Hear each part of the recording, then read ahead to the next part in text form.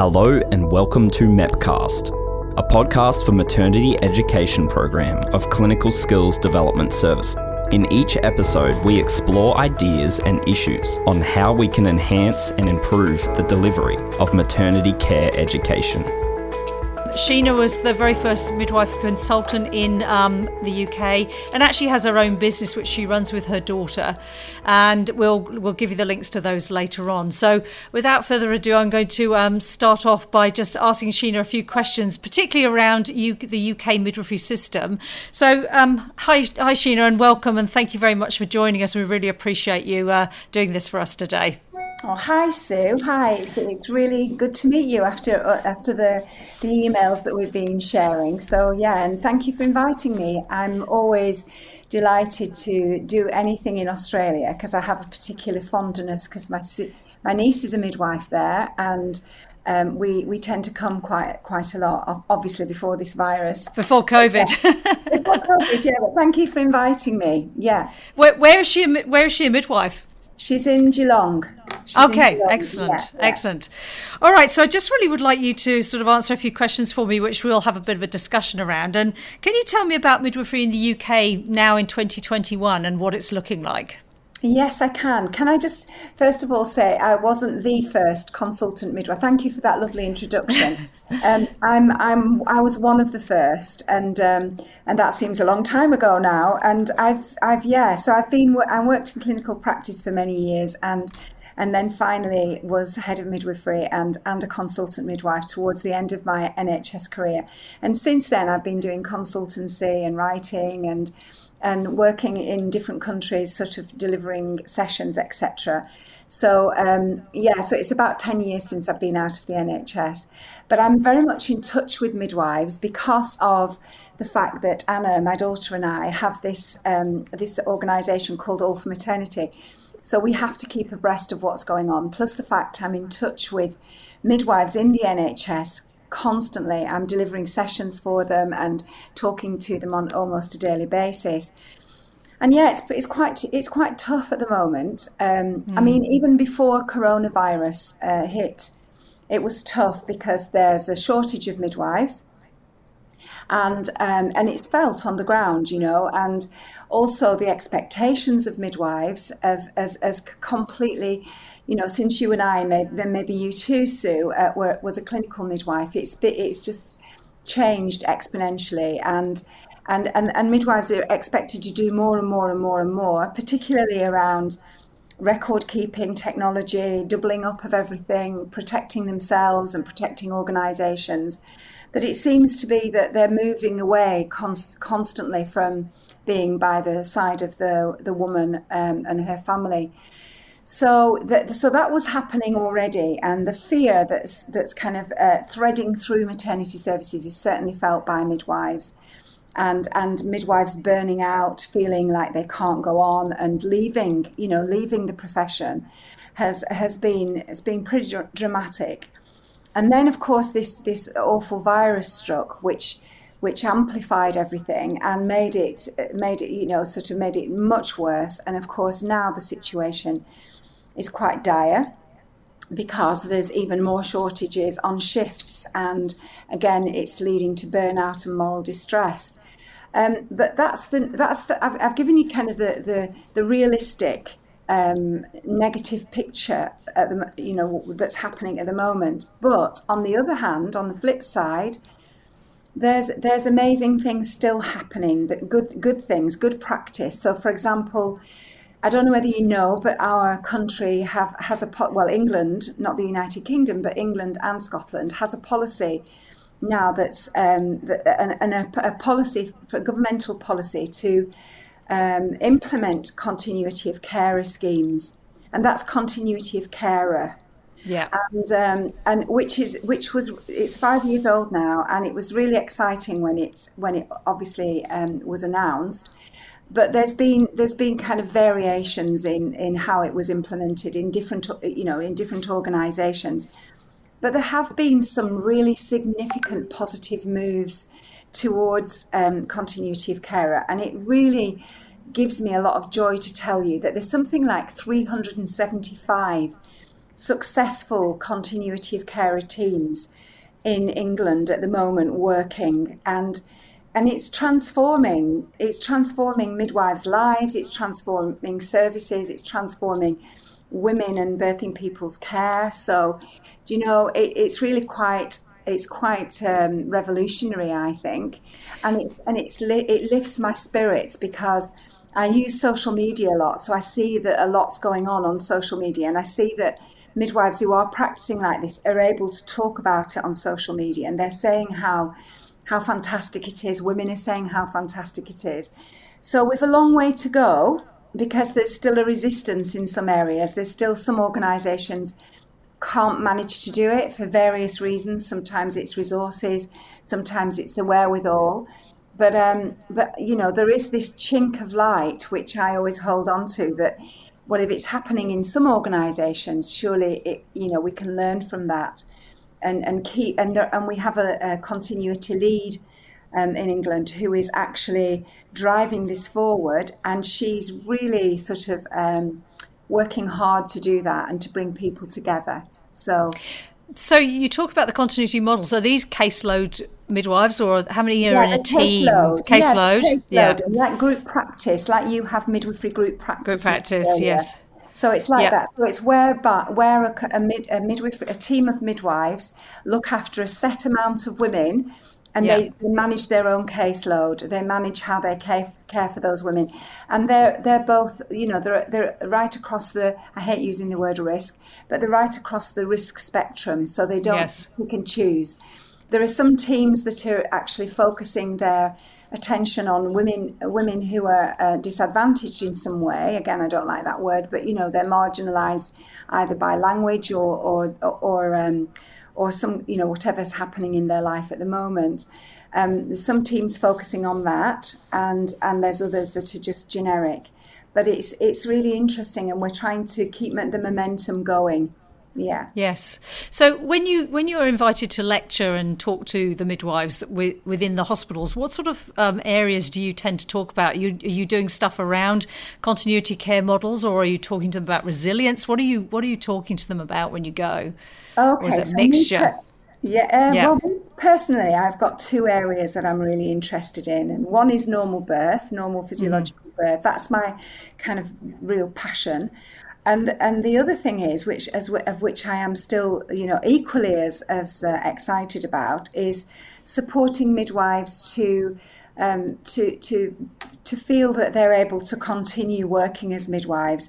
Motivational sessions. I deliver motivational sessions, and you mentioned the word resilience. Yeah, so trying to build resilience, but it's become quite a toxic word in the United Kingdom, because there are some midwives that are reporting that managers are using it like as a stick, or university lecturers, and saying, "Oh, you're not resilient enough because you can't cope," and that kind of thing. So resilience has become sort of don't talk about that. It's, they're just trying to make us do things, and there isn't enough time, and there isn't enough. So, but what my stance on it is that, well, we all need resilience in our lives. I needed resilience to get linked up with you this morning.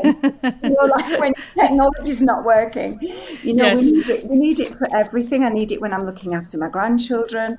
And I think that, we can't just dismiss it if it's used wrongly. We have to try to educate, and we need to know how to build our resilience, how to cope with things when they happen in the instance, and then how to nurture ourselves afterwards and learn from what's happened. And if things aren't right, then we need to speak up about it. So I'm very interested in compassionate leadership, in the concept of compassionate leadership. And there's a couple of people in the United Kingdom who are doing a lot of work in this area, and I follow them avidly and learn from them. And it's something that I think it's how I practiced anyway, and it's something that I knew about but didn't put a name to it. And so compassionate leadership is all about having these four tenets in your. It's about compassionate care as well, and that is being with the person, really listening with fascination, and empathizing with them, but and also doing something about it, acting on what you hear. So it's not about being fluffy and soft and saying yes to everyone, and just being. It's not about being kind all the time. It's about actually being present and being. And I think it matches up with woman-centered care, because it's very similar, isn't it, to that connection that we hope we have with women. If we work with individuals when we're in practice, when we're managing them or leading them, or whatever position we're in, then if we can try to shift organizations and or even the shift that you're working on, even the time that you're working with others, if you can use this kind of way of being with others, then what happens is it's like a feedback loop. So the more empathetic you are, and the more compassion you show, and the more you act on what you're hearing, if you're able to, then actually it transfers to others that you're working with. You're modeling behaviors is one thing, but the next thing is that it actually changes the feeling, the culture of the even the shift. It changes it if you can do that, and it doesn't have to be the person in charge that does it. It can be anybody that starts that ball rolling. So I'm really interested in that, and I do a lot of sessions on that, and how to have little strategies, have little kind of things that you can do to help you in your practice on a day-to-day basis, using that compassion model, things that how you can look after yourself, how you can look after your colleagues, and then how you can look after the people that you're caring for in this kind of a way. Some folks might think, or might read, that actually you can get compassion burnout, and that if you're giving of yourself all the time, then it wears you out. Well, actually, when you read the science behind it, and when you do it in practice, and if it's authentic compassion, then what happens is the opposite, because it comes back to you. Things come back. So you get that feeling back. It stimulates. It's kind of triggers in your brain that feeling of the empathy comes back to you. So I just think it's a fantastic way of trying to transform the way where you're working and the people you're working with. So I think it was very interesting. You said in the beginning how, a lot of midwives are leaving the profession and you've got a lack of midwives. Can you tell me what the pathway is for someone who wants to become a midwife in the UK? What's their pathway to get into midwifery now in the UK? Well, there's two ways. They can either go direct entry into doing, a full degree programme, or they can be already trained nurses and do an extension, like a top up, to become a midwife. So there's those two ways. So when they do a post-grad, so if they're an RN already, how long is that course now? I think it's 2 years. I'm not actually sure. I'd have to check up on that, Stu. So don't quote you. Yeah, I'm not sure that's changing, and I'm not kind of up to date with that. My daughter, who's a lecturer, would know more than me. But yeah, I think it's changing. I think it might be 2 years. Yeah, when I did it, it was a year. I don't know about you, Sue. 18 months I did. Yeah. Yeah. So are there lack of numbers of people wanting to do midwifery, or is there just not the places, or no? No, there's not a lack at all. In fact, the places would be totally inundated with applications, and that's year on year. There's an issue with training places. That's increased just recently. So over the past 12 months, the numbers of training places have increased. So we're training more midwives now than we were, and every organisation has to facilitate. Every hospital organisation has to facilitate more sort of space for learning for students. But it's really I do think that we need to move for, sometimes if we said, oh yes, we can have more midwives, of which there's a constant, we're constantly sort of lobbying to get more midwives. The Royal College of Midwives is, and others are pressuring the government. And if the government say to us, yes, you can have X amount, to get from A to B, takes a long time. And in that time, the midwives who are already working there is this attrition rate where midwives are leaving. So it's almost like you're pouring water into a bucket that's got holes in it. And that's constant. So what certainly in England, what we have a chief midwifery officer now, that's another exciting thing. That's another positive, that we've got this amazing now leader who really understands the nitty-gritty of what's going on. And she's obviously got direct links with the policymakers. And she's very influential and she's brilliant. And what she's doing is trying to influence that number. But she also wants to keep the midwives who are working in practice. So one of the things she's done is she's created this role called midwifery ambassador.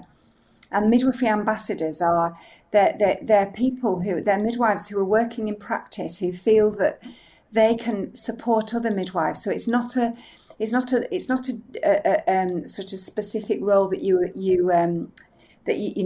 sort of get what do you call it when you go up the ladder kind of thing? What do you call it? So it's not like supervision. No, it's no, not supervision. No, it's not more like a. It's more like a mentoring role rather than trying to improve the culture of the maternity unit. And there can be there can be more than one ambassador in a maternity unit, and they've got to get the midwives can apply for this to the team, to the chief midwifery officer's team, to become a midwifery ambassador. And then what happens is she's got to get a letter from her head of midwifery to say, yes, she's, this is the kind of midwife she is. And what those people are doing is trying to lift up the midwives who are already there in ways that, sort of innovative ways. So my daughter Anna and I have been doing some sessions with those midwifery ambassadors to help them. And we've provided this little toolkit for them to use in practice. And these things are sort of small things to help to chivvy others along. But that's not to say that they still haven't got to say when things aren't right. This isn't. We've got to remember that you can't just put a bandage on a leaking wound and think it's going to get better. That you have to also at other levels say when things are difficult. So these midwifery ambassadors, that's what they're doing. And we're just about to publish some blogs that they've been writing, actually, because, keeping midwives in practice is really important, isn't it? Helping them, absolutely, nurturing them and helping them to feel valued, because sometimes it's that they don't feel, and this goes for the managers as well, that they don't feel that they're valued and they're just, constantly being bashed. So this work is around appreciation, just appreciating simple things that midwives are doing on a day-to-day basis, but doing it authentically, not just saying everything's brilliant or whatever, but really valuing small things. It sounds really good that you've developed this kit of resources for those ambassadors, because I think sometimes these positions get put in and people interpret them and you end up with all sorts of different models happening. Yeah. So having something that's a little bit structured definitely helps those people who are doing new positions. But that sounds like a really valuable position, actually, and it's probably something that we could look at. But certainly, supervision used to be really great, but I think, like you said, you need somebody in the clinical space with those midwives. Yeah, supervision is still, so we have professional midwifery advocates, because once supervision went, PMAs were developed, and Jackie Dunkley-Bent, who is our chief midwifery officer, she worked really hard to create these positions, because we all felt sad that supervision was going for so many reasons, and we know it had its there were downsides to it, but in the main it was a fantastic role. And sometimes midwives are stuck now without supervision. Really, when the advocacy for women comes in, it's that bit I think that's really missing. But the PMA role is fabulous, and they're doing some wonderful things. And similarly, they're helping to nurture midwives to keep practice safe, to sort of maintain that status quo and to improve cultures. But the midwifery ambassadors are extra to that. Sometimes they do both roles. Sometimes MAs are PMAs as well. So they do both things. But it's all about trying to improve and trying to support and nurture. Those are the things really that those roles are focusing on, which I think is great because it's what's been lacking for such a long time. Because ultimately you support your staff and they're going to provide better care for your women at the end of the day. So it's all that whole support and encouragement to continue, bringing on the profession, because it's a tough job. It's not an easy job. And I think over the years, the job has got harder personally. And I think you would probably agree with me. So, just talking about the women's care and how they access care now, where is most, you talked about MGPs and case loading. Where do most of the women access their antenatal care, for example, in the UK now? Is it mainly GPs or GP surgeries or home, or where do they get that from?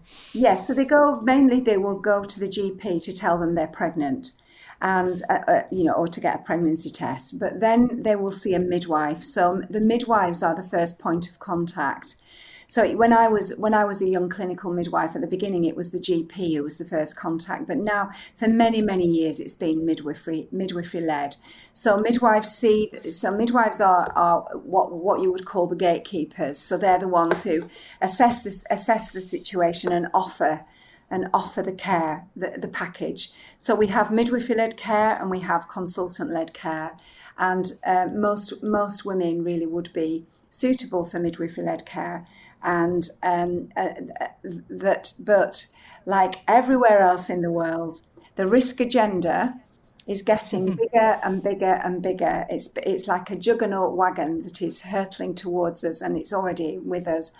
And the risk factors grow and grow and grow, which diminishes midwifery-led care acceptability to women and families. So that is a challenge that we're all facing everywhere. I know you are as well in Australia. Yes, definitely. And we fight against that.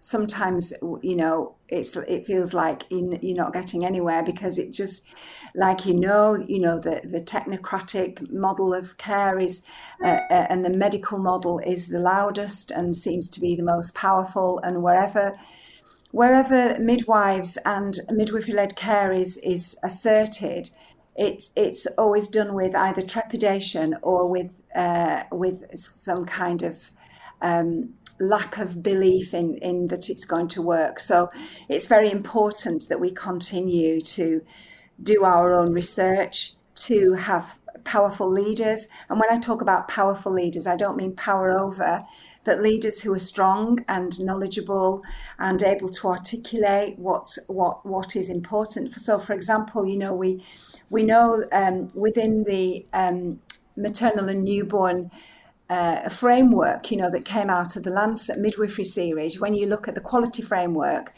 and you look at what midwives can do, we can do everything. There's just most things, there's a tiny top corner that doctors are needed for, and we can kind of span the whole spectrum apart from the obvious, the sort of surgical techniques, etc., and dealing with illness. But where is all the research? It's all in that top right-hand corner. So because that's where all the money goes to, and that's where all the loud voices are, and that's where all the highly educated people are. So what we have to do is constantly, group together to raise our voices. And I'm not an academic, Sue, so my strength lies in connection, in sharing this knowledge. So I work very, very closely with a lot of your professors in Australia, with Hannah Dahl and Jenny Gamble, Caroline Homer, Nikki Leap. You've got the most phenomenal midwifery professors, Liz Newnham, and I just love them all, and I'm so thankful to them on a daily basis, because what they're doing is they're working at this level and they're so attuned with what needs to be done, and they're bidding for funds to do the research, and then they're writing papers at a rate of knot and writing books. And what we have to do is read those papers, interpret them, and then share that information so that midwives working on the shop floor have access to it. And that's what we do at the Practicing Midwife and All for Maternity. That's what me and my daughter are really passionate about. Because Anna's a lecturer, she's also done a PhD, but she mainly is an educator and a sharer. And so together what we try to do is build that momentum of getting information out that's understandable, because I don't know about you, but when I was working in clinical practice, I didn't have access to a lot of information. And also I didn't understand it sometimes, because it was at such a high level that I thought, well, I don't really know what that means. And I switched off. But what we do is we provide it at a really, really in a really accessible way, so that you've got it at your fingertips on your phone and you can just search for things straight away. This was certainly something that we talked about, keeping it simple. You have to keep it simple for the clinicians. They've got technical abilities, but their expertise is clinical work, not being good on PCs and being able to access stuff. And I agree with you, being able to read good information and stuff that's relevant is so important. So I think that you unpacking that and putting that into a readable manner is fantastic. And I do agree with you. We do need to work together to try and, fight our corner in a way, because it is a difficult area, and we're all very passionate about what we do, for sure. Well, midwives saves lives, don't they? We've got the evidence there, haven't we? It's absolutely clear. We save lives. We make a difference. We have to keep. And we have to stick together to keep talking about it. I don't know about in Australia, but in the United Kingdom, we have a growing number of doulas. And I love doulas. I've got some of my dear friends are doulas. I love working with them. I don't see why women shouldn't have doulas and midwives together. But what I feel sad about is that, doulas are able to do things that we should be doing, that we want to do. And we could both do it. It's not to say, we need to do it and that you don't. Both do it together. But, I just feel sad sometimes that. So just to give you a quick example, there was a prospective father contacted me from Scotland, and he said it was from an area in Scotland where there was no continuity. He was seeing different midwives, and he wanted a home birth. His wife wanted a home birth, and they couldn't find anybody to support them to have a home birth. And he said because everybody was putting barriers up every time they talked about it, and that in the United Kingdom home birth is an option. So he said, it's because I'm seeing different people. And so he said, what would you do? What one thing would you do, he said to me, in order to get what you want? And I just said, get a doula. And that is really sad. For me as a midwife to say, you need to get a doula. But I was trying to think what one person would advocate for them and they could get to know if there's no continuity. So yeah, that's sad. Anyway, sorry for interrupting. My first time of meeting doulas was when I came here, actually, to Australia. I'd never experienced that. But I think I moved from the UK when midwifery was midwifery and you did that job. Whereas like you've said in the beginning, we're moving away from hands-on being with the woman because we're being pulled away to technology, paperwork, etc. So the doula position is definitely growing for that reason. You talked a little bit about home birth. So midwives in the UK are still providing home births through their hospitals, so they're still employed by the hospital. Yes. Yeah, what other options are there besides home birth? Where are the other places people are birthing? In midwifery-led units, yeah. So birth centres, and which seem to the number of birth centres seems to fluctuate. So when the policy came in around continuity, for example, the same policy also advocated for women to have choice in 4 places of birth. That was home birth, hospital birth, alongside midwifery-led units and freestanding. So the number of alongside grew rapidly, and freestanding not so much. But the number of freestanding, I think, the last time I looked, has stayed the same. Because sometimes some close and some open, but they're always under threat for closure because they're the first things to go, which is tragic because actually they have the best outcomes. So freestanding birth centres have the best outcomes in terms of... I worked in one for 9 years, so I totally advocate for that. Yeah, look, I did too. Best ever. Yeah, I did too. Yeah, it's a really interesting concept, I think, and I think something here in Australia we still grapple a little bit with that whole home birth because it's not supported by the hospitals here. The midwives are independent; they're basically working in private practice usually. So it's a very difficult subject because obviously those midwives are well supported, but they've got to provide all their stuff themselves. So I always feel the UK is still doing a great job. Have you any idea what sort of percentage over maybe the England women have home births now? Have you any idea what that looks like? I think it's still around 2%, but it went up during the pandemic. Interestingly, more people considered it but some services withdrew their home birth service because they went into like, we have to just make sure that the hospital's okay, which was really sad. It was understandable, but very, very sad. But slowly they've opened up those services again. But more women have considered it because they didn't want to go into hospital because of the fear of the environment. And I hope that kind of dialogue continues and that the home birth rate goes up. We've got more home birth teams now, which are doing, again, phenomenal work. So when a service has got a team of midwives who do the home births, then that's much, much better. And we feel very proud of the fact that we can deliver services in the home.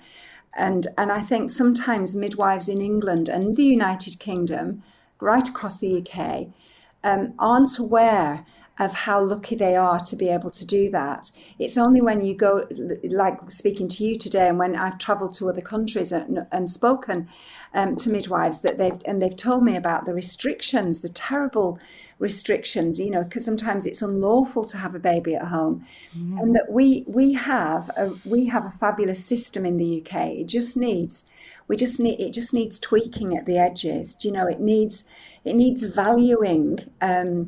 First of all, by society and also by organisations, and then by the midwives themselves, to realise that actually this is an amazing job and also is worth fighting for. But I do understand. On the other hand, I do understand if midwives feel totally browbeaten and they feel that they have to leave. That again shouldn't be seen as a failure. It's everyone deals with things differently, don't they? But I do think it's worth trying another organisation. If you're unhappy with the one you're in and you're feeling burnt out, try some other area of midwifery practice. Because I'm a practicing midwife and I haven't had sort of direct contact with a woman for 10 years, but I'm still doing midwifery. Yes. So we can do it in different ways, can't we? And I completely agree with you with the moving. I think as you've said, you've got different health districts doing different things. You move to a different space. I certainly, myself personally, had I stayed in the same place where I trained, I wouldn't still be a midwife today. So I moved to a completely different place and it was a completely different setup. Yes. So I think that's a very valuable piece of information to pass on to the listeners today about change is good and move on. And I think it does you good to change and you take new things to new places, which is really important.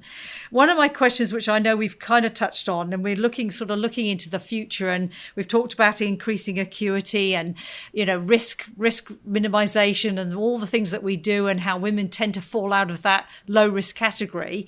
How can we keep labour and birth normal, in your opinion? What would you give some advice to some of our more junior midwives as trying to keep labour and birth normal? Okay, that's a really good question. I love that question. So first and foremost, it would be to revisit physiology.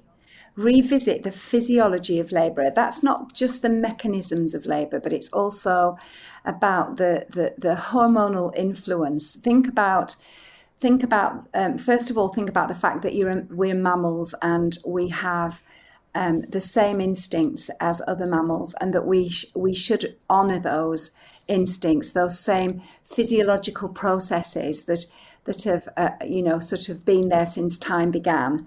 And in Australia, you've got the guru of physiology. So you've got Dr. Sarah Buckley. She lives in Brisbane, and her website is full of amazing resources. First and foremost, go back to that. Learn it off by heart, and then every single woman that you see, respect her physiology. So even if she's having lots of necessary intervention, then you can still respect that physiology. So for example, if she's having an elective cesarean section, talk to her about the importance of skin to skin contact, zero separation, about optimal cord clamping, about breastfeeding, all the things that that are very important for that physiological connection between mother and baby.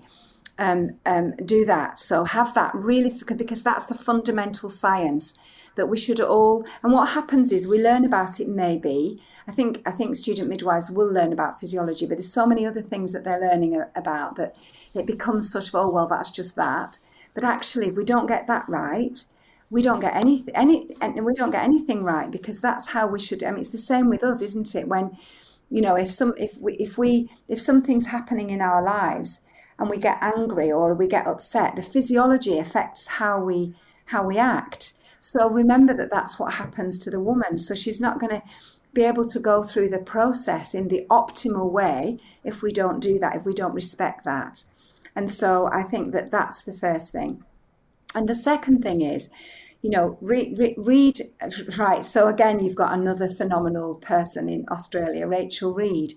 So Rachel Reed's just brought out a new book, hasn't she? In fact, it's next to my bed here. And I've got it on my phone as well, because I read it all the time. And she's, the childbirth is a rite of passage, and she goes right back to till from the time began. It's just come out, this book. And this book kind of gives you the history of childbirth. And so when you read it, it kind of challenges you to think, well, what are we doing all this for? And we have to really strip back to the fundamentals and get that as a core in our practice.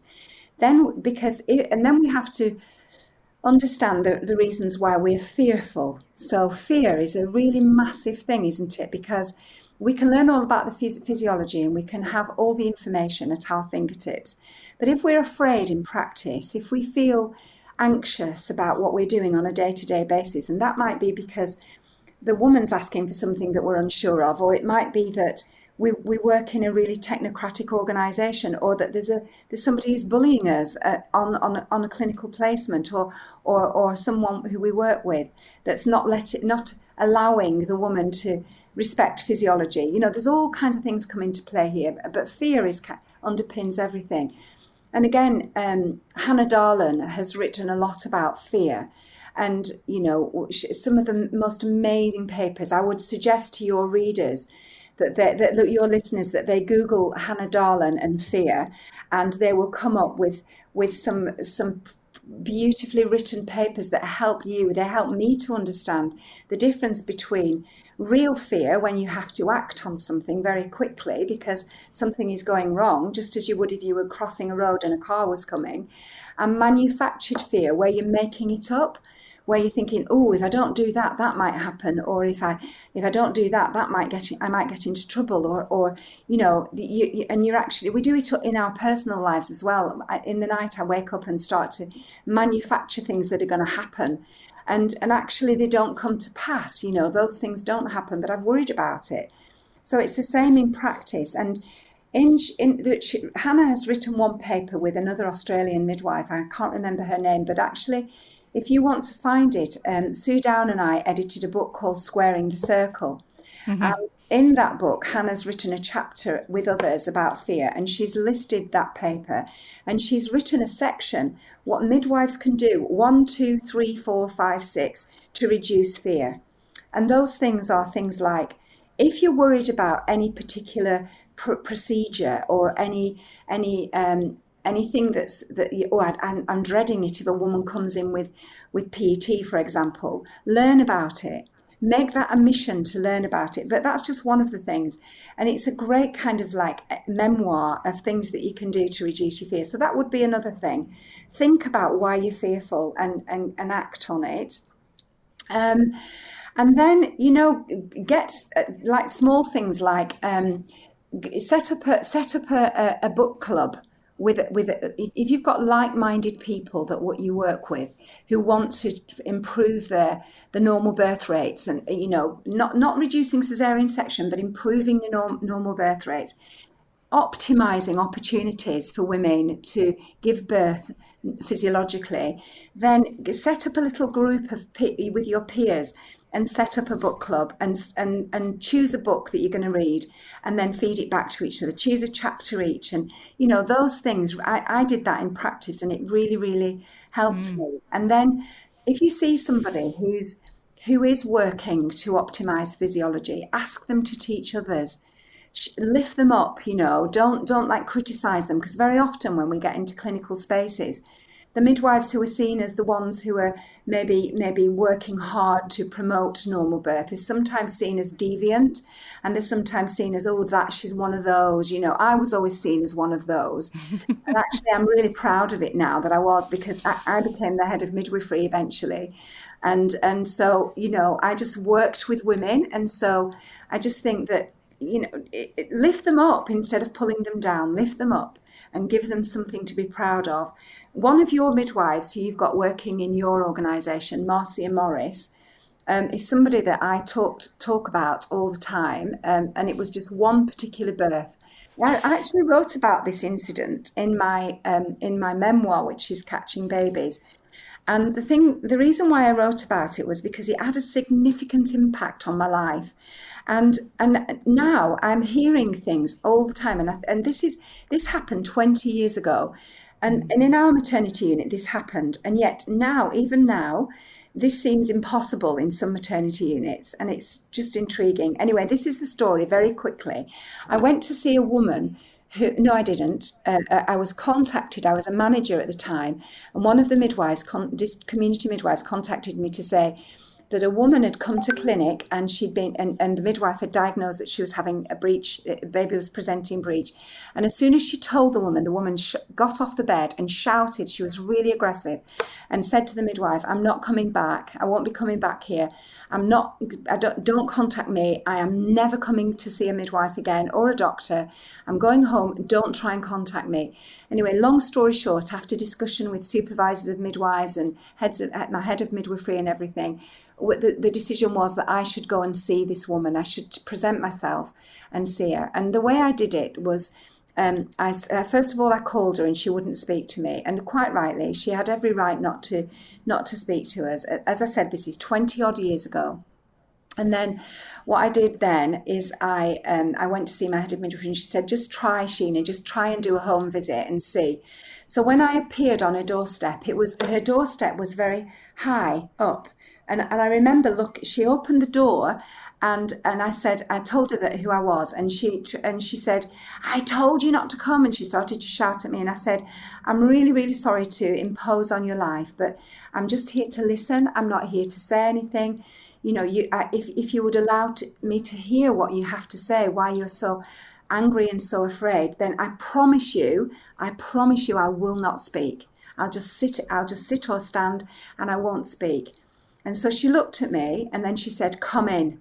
And I was so frightened, honestly, because she's quite a big woman, and tall, and she was already on a high step, and she took me into her house, and she was really loud and angry.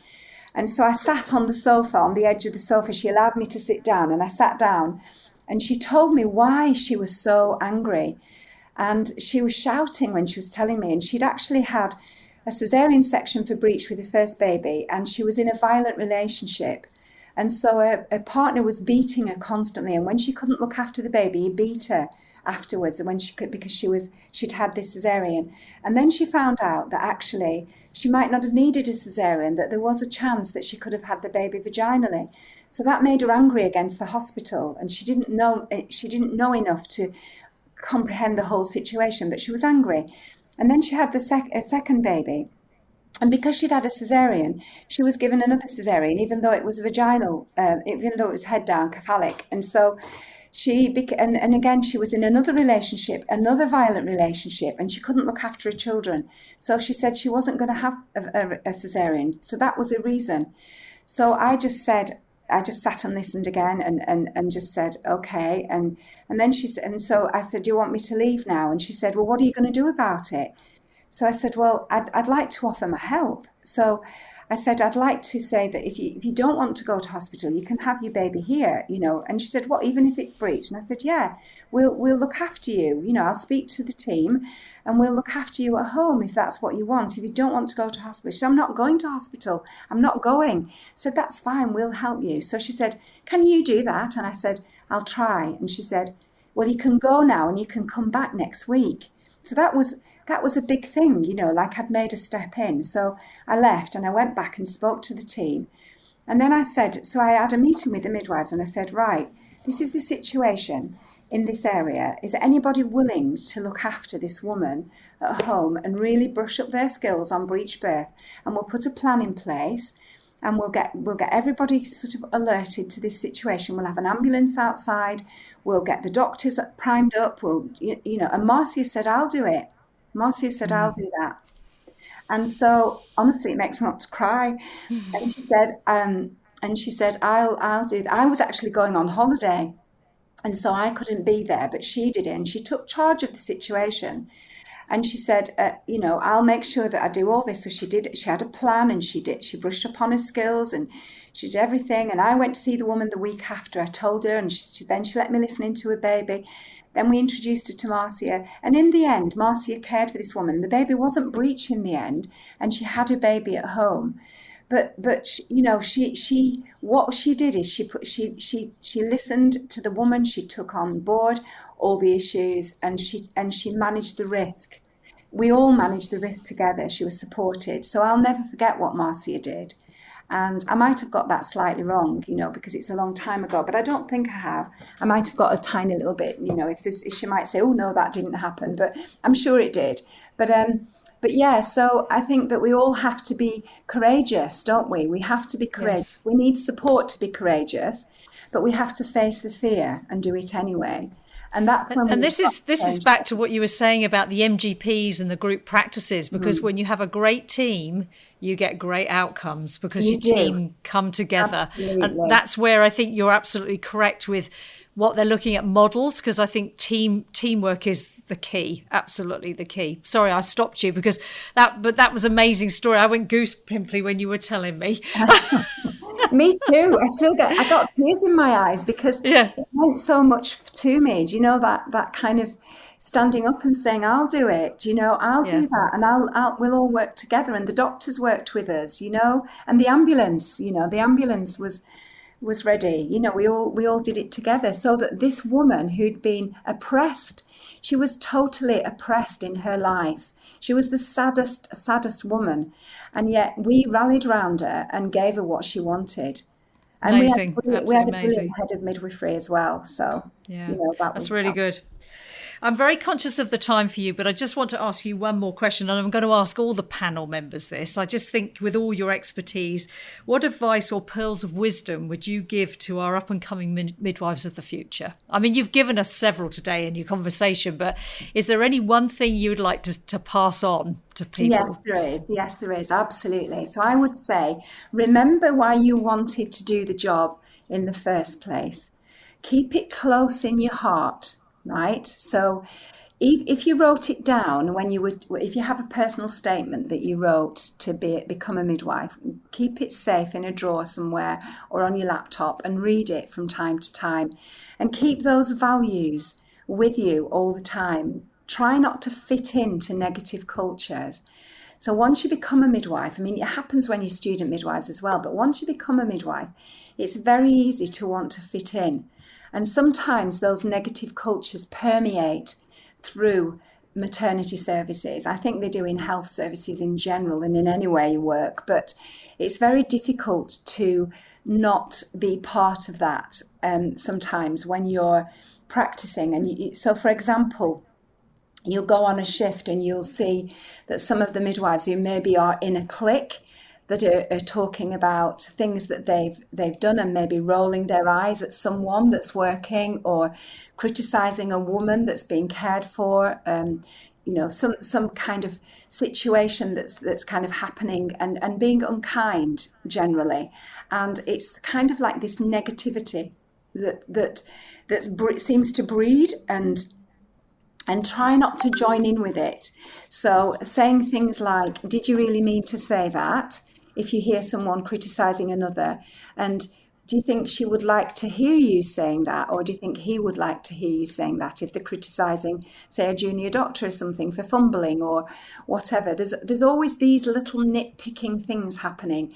And just try to lift yourself above that. And it's not easy. It's hard to be different.